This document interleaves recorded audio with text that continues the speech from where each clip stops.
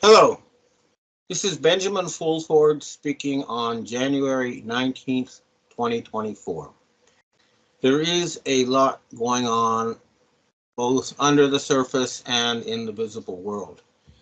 The biggest event is probably the hospitalization of King Charles of the United Kingdom. And at the same time, his daughter-in-law is also being hospitalized. Now, the official story is that King Charles has got a prostate operation, and I forget what the daughter-in-law, some kind of abdominal surgery. But what I've heard from my own MI6 sources is that they were involved in the same plot for a massive false flag that led to the removal of U.S. Defense Secretary Lloyd Austin and top Marine General Eric Smith.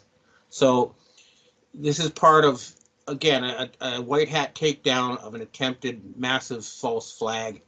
Now, there are contradictions about whether or not Prince William will take over. I've seen news reports saying that he will take over the duties of King Charles and probably take over as king. However, my own MI6 royal sources tell me that he is also being suspended from his duties. So something else might happen there. But in any case, this is a visible sign of change. So you have a U.S. Defense Secretary, a Marine General, and then a king being removed. Now, the other big one is so-called climate envoy John Kerry of the Skull and Bones. And he's one of the Octagon group I've heard from before, and he's resigning. So he was also probably part of that. But that removes a lot of key players, and it's a sign that some kind of takedown is happening, and you can see it publicly. Now, the other sign is that even though the U.S. government did kick the can down the road and avoid bankruptcy, this was a budget proposal. If you look at the details, you'll notice it's only funding parts of the U.S. government that actually work, like the Department of Agriculture. And there's no money for Ukraine. There's no money for Israel. So that's big. And despite that, of course, we need to wait to see either the arrest of Benjamin Netanyahu or announcement of his death before we know this is really over. Now, the other people who obviously have to be publicly removed in a way for all to see is the election-stealing mass murderer Justin Trudeau in Canada and his sidekick Chrystia Freeland. Actually, it's the other way around, but in any case, Victoria Nuland at the U.S. State Department was one of the architects of this big Ukraine fiasco. We have to see Vladimir Zelensky arrested or killed, together with Bill Gates, and Klaus Schwab, and these other people are still there. So it's not over, but clearly something is happening. Now, the other thing I hear, last week I did some reporting in the real world, and I met a North Korean envoy, someone who's, representing the North Korean regime. And they told me a few interesting things. The first one is that they are not going to start a war. They understand that they're dealing with a wounded lion, and that even a wounded lion, they're referring to the current U.S. regime, of course, can cause a lot of damage, and the obvious strategies to wait for it to die, and that's what they're doing. So they're not going to, if you see some kind of missile attack blamed on North Korea, it won't be North Korea. It'll be the Khazarian mafia trying to start World War III and blaming something on North Korea. Now, the other thing they told me is that their intelligence indicates that a single Aegis-class U.S. destroyer or ship has the technical capability of shutting down all wireless communications all over the planet simultaneously. So there is the technology there to completely shut down at least the wireless part of the internet. And they think that it might happen. So this is what I got from the North Koreans. Now, my own view, I've interviewed survivors of North Korean concentration camps, and I've talked to a lot of people about this over the years. And personally, I think it's actually, despite all the propaganda against them, a better regime than the one in South Korea. Because the one in South Korea is basically wiping out the population. They have the lowest birth rate on Earth, and this is deliberate. They're being sterilized and neutralized, and the men are being feminized. And if you cannot have children, then your society is not functioning. This is the same thing with China.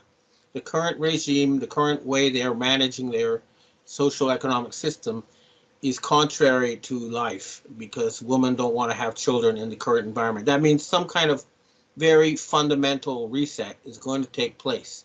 Now, on that end, I also talked to a very senior Asian royal last week. It's actually still this week, sorry. But I got some information about what the BIS people, the current controllers of the world financial system, are doing. Now, the fact is that Asian royals have always been involved in the Federal Reserve Board in coordination with European royals. It's always been that way at the highest level. Now, what I'm hearing is that the Asians who control the US dollar outside of the United States, basically the euro dollar, have been systematically gathering up all the dollar bills that have been printed that are located outside of the United States, and they have been destroying them, and have actually printed out a replacement currency. And according to this source, I'm just telling you what this source, who is a senior royal, told me, is that something will happen in March, and that fits in with the Fed unwinding all its support for banks also in March. So let's see if something happens in March. Now, the other indication that something is happening is that the Japanese 10,000 yen bill, which is the equivalent of a US $100 bill in terms of how it's used, is being replaced in July. That's in the newspaper. That's public announcement. So some kind of financial event is being planned. However, according to their version of what they want to do, is they're going to cancel all debt on a country level. So, all debts held by governments will be, wiped off the slate. But they don't have such a plan for individuals or corporations. Instead, their plan is to pump out and hand out lots of money to lots of people. I don't know if I agree with this, but this is what they are doing. And these are the people who control the BIS and the whole Basel business. So if we want to have a real Jubilee, we're going to have to still fight, and force them to cancel private personal debt as well as a one-off thing. And that's not there yet, but this is what direct sources are telling me. Now, the other thing is, I've also been in communication with the Iranians. The British, wanted to reach some sort of peace with Iran over the shutting off of the Red Sea and stuff. But the Iranians do not want to talk to the British or the West until they prove with their actions on the ground that something has changed. So again, Netanyahu has to go. That's like a non-negotiable thing. And the Iranians also attacked Mossad headquarters in Iraq, I believe it is, in Erbil, and then also in Pakistan. Now, this is the terrorists, ISIS, the Israeli Satanic Intelligence Service, and all these other Al-Qaeda. These are all Western fronts, and they attacked them because it's not actually an attack officially on a government. So it's not a reason for war. You see, they're very clever, because they're pretending that the West pretends that ISIS is some kind of Islamic thing that has nothing to do with them, when in fact they call the shots. But if ISIS is attacked, they can't say, hey, you're attacking the USA. So it was a very clever move, and the Pakistani terrorists too were hit, and the Pakistanis hit back. But again, it's not going to lead to World War III. Things are being calmed down. So that's an interesting development that I've kept my eyes on. Let me just quickly check my notes.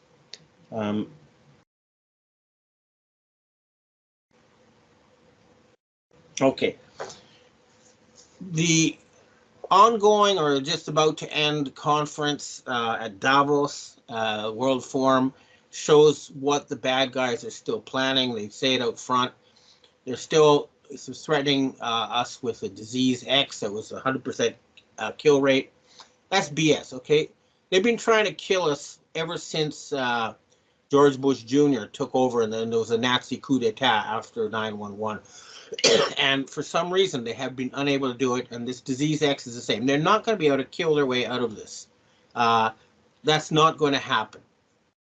Now they're saying rebuild trust, and I see what they mean now. They're using, they're trying to use a UNESCO to set up an international censorship regime for the internet, which I'm opposed to. However, I will say this about the internet, is that we do need certain rules. I personally am a victim of people like Judy Byington who fraudulently produce articles under my name. They're not written by me, but they put my name on it.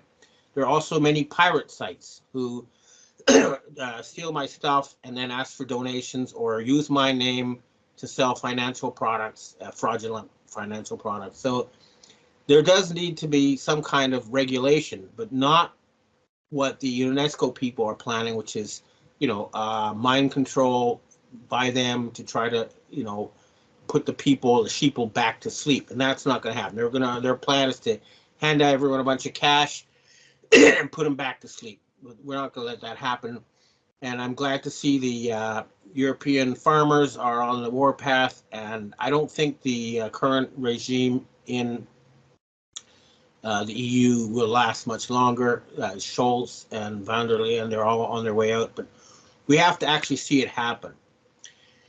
Now, here in Japan, too, obviously the slave regime and Ambassador Rahm Emanuel, these people have to go, and they will go.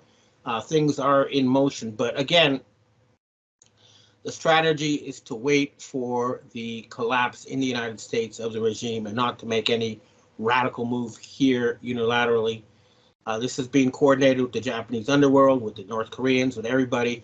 So the policy is, let's wait for the head of the octopus to be taken down and not fight with the arms. And that's what's going on. So I'm very optimistic. But again, until you see Netanyahu's announced that he's either dead or arrested for war crimes, and until you see people like Bill Gates arrested in front of the cameras, it's not over. And we must never underestimate these people. They're planning something nasty, as they always are.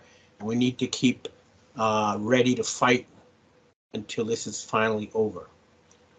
Well, that's what I have to say for myself today, and I'd like to answer questions from readers and viewers. Hi, Ben. We have our first question for today. You mentioned that Japan earthquake in Ishikawa Prefecture was done using electromagnetic weapons ordered by Rear Admiral Karl Latti. From my research, the quake was 10 km deep, just like Dunn's cleanups, but the White Hats wouldn't do any kind of demolition, which would hurt civilians.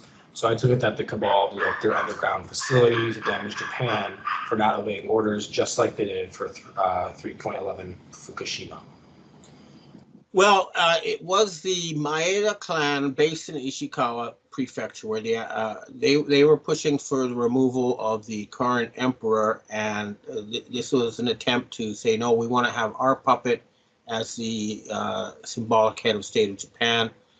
That's why they were attacked, according to my own actual on-the-ground sources. And it was not an underground nuclear weapon like Fukushima. It was a directed energy weapon. And yeah, Admiral Latti will be charged with war crimes for that. You can't look. Murdering civilians for the purpose of terror is a war crime, and it needs to be punished as such. Otherwise, we're not the White Hats. Next question. Hi, Ben. I take exception to your statement that only 5% got the spike protein and everyone else got a saline shot. What is your source for this? I talked to lots of doctors and medical journalists, and I look at the government statistics on mortality and everything. So, for example, in Japan, there were several 100,000 excess deaths following the vaccines, but not millions. So I'm looking at all the available data, and so far we're not seeing, the deaths of a large percentage of the population. I mean, we're talking millions, not hundreds of millions. It's still a mass murder event and needs to be punished by an international war crimes tribunal. But so far, the evidence is that, and also from my own sources, is that most people got saline injections. They just didn't have enough of this stuff ready for everybody. And what they tried to do is identify people they considered undesirable or troublemakers and hit them with toxic vaccines. That's my understanding, and I'll keep trying to stay up to date on this because obviously a lot of experts are out there. And there's a lot of data, but I'm looking at government statistics and I'm looking at insurance company statistics, and so far we're not seeing, the deaths of more than 5% of the population. It's just not happening yet, and I think that it will not happen. Next question. Hi, Ben. Do you know about the ex-banker Pascal Najati, whose father supposedly co-founded the WEF? He's also a great-grandson of a Switzerland ancient president. He got 3 jabs and is now dying of an autoimmune blood disease and trying to wake up the world to the plot where some deep state tries to kill us all. He's now friends with Derek Johnson, and they are both pretty much fans of Donald J. Trump and the Space Force, and they analyze the planes going all around the world, saying that we are in a war and Donald J. Trump is the CIC from Mar-a-Lago, etc. I know you say that Donald J. Trump at Mar-a-Lago is not the good one. What do you think about Pascal Najati and Derek Johnson? I support what Pascal Najati says. He's a high-level insider who believed what he was being told, and like a lot of these, high level but not the top level, they're very angry that they were lied to and deceived, and he is in a position because he has money and lawyers and stuff to take action, and I fully support what he's doing, and he has my sympathies for what happened to him.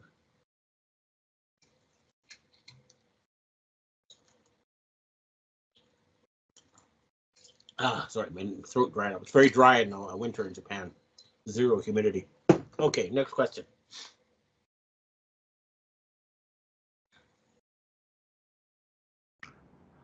Hi, Ben. Is the attack on Yemen another attempt by the cabal to trigger a world war? All the media attention upon it seems to indicate it's so. What are your thoughts on this? Yeah, they're trying. Well, there's 2 dimensions to it. One is they really do want to just ensure the free flow of shipping, but the other is there is a faction that basically they're saying, hey, if we're going to go bankrupt, we might as well start World War III, and they're trying, but they're not going to succeed. I mean, they even if they did, they would lose. So it is a provocation, and it's going to fail to start World War III. But the Russian Foreign Minister Sergei Lavrov has pointed out that they have no UN authorization or international authorization for these attacks, and you cannot talk about the Red Sea and freedom of navigation without ending what's happening in Gaza first. You cannot have a genocide and then condemn a reaction to the genocide without stopping the genocide.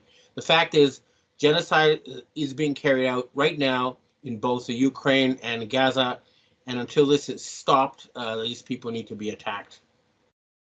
But we must not let them fool us into killing each other in a World War III, and that's the plan. So we will take limited action against them. That's what the world is doing, but they're not going to let them escalate things into, Armageddon, which is what these fanatics want. Next question. Hi, Ben. We have our last question for today. What are your thoughts on Congressman Mike Johnson?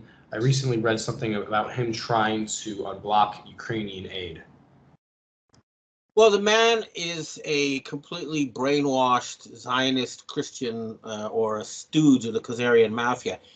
He actually thinks that we're in biblical end times and that we have to support Israel in order to bring on the Messiah and all this kind of wacko stuff. That man belongs in a lunatic asylum, not at the top of the U.S. government, and he needs to be removed because he's a brainwashed tool of the Khazarian mafia. He's a religious fanatic, and we need people who are reality-based in government. All right, thanks for tuning in, and I hope to see you again next week. Back to DOGE just for a second. Earlier, the subcommittee headed by Chairman Marjorie Taylor Greene, her and her staff discovered $2.7 trillion in improper payments to Medicare, Medicaid, overseas, to people who should not have gotten it. Some in this room might have missed that press conference. Can you elaborate on what the president is thinking at this point? Well, again, that's another example. There's a very long list of the fraud, waste, and abuse that DOGE is identifying on a daily basis. Elon Musk also talked about yesterday about Social Security payments that are going out the door for people who are no longer with us. Unfortunately, I would say that is certainly fraud. There's also a lot of contracts they've identified that, just as a hypothetical example, are $1 million, but only 500,000 went out the door. So where's the rest of that cash? And so that's the thing. Those are the things that DOGE is working on every single day. And I would just remind everybody in this room, this is what President Trump campaigned on doing. He's delivering on a promise that 70.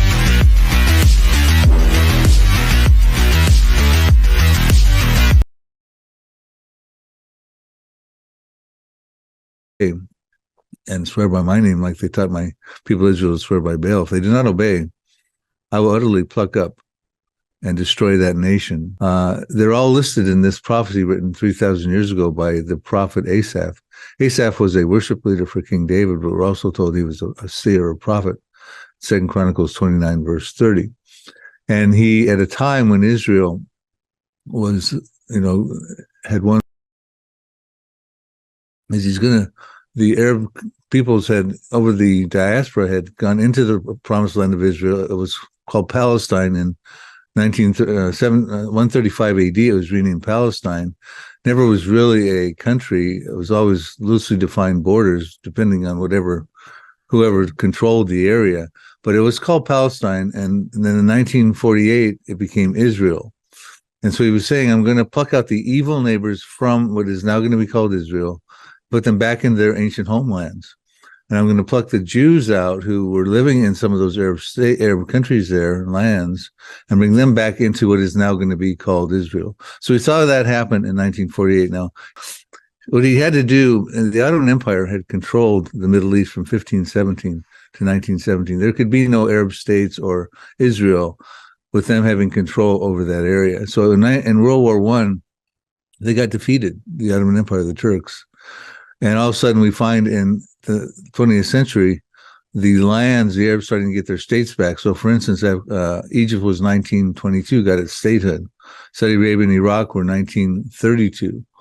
Iran, formerly Persia, was called Iran in 1935.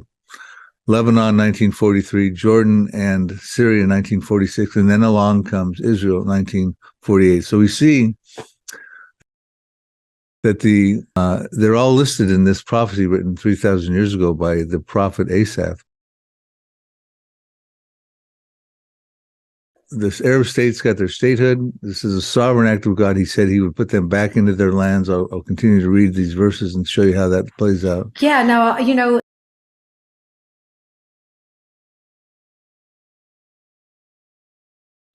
All right, thanks for tuning in, and I hope to see you again next week. Back to DOGE just for a second. Earlier, the subcommittee headed by Chairman Marjorie Taylor Greene, her and her staff discovered $2.7 trillion in improper payments to Medicare, Medicaid, overseas, to people who should not have gotten it. Some in this room might have missed that press conference. Can you elaborate on what the president is thinking at this point? Well, again, that's another example. There's a very long list of the fraud, waste, and abuse that DOGE is identifying on a daily basis. Elon Musk also talked about yesterday about Social Security payments that are going out the door for people who are no longer with us. Unfortunately, I would say that is certainly fraud. There's also a lot of contracts they've identified that, just as a hypothetical example, are $1 million, but only 500,000 went out the door. So where's the rest of that cash? And so that's the thing. Those are the things that DOGE is working on every single day. And I would just remind everybody in this room, this is what President Trump campaigned on doing. He's delivering on a promise that 70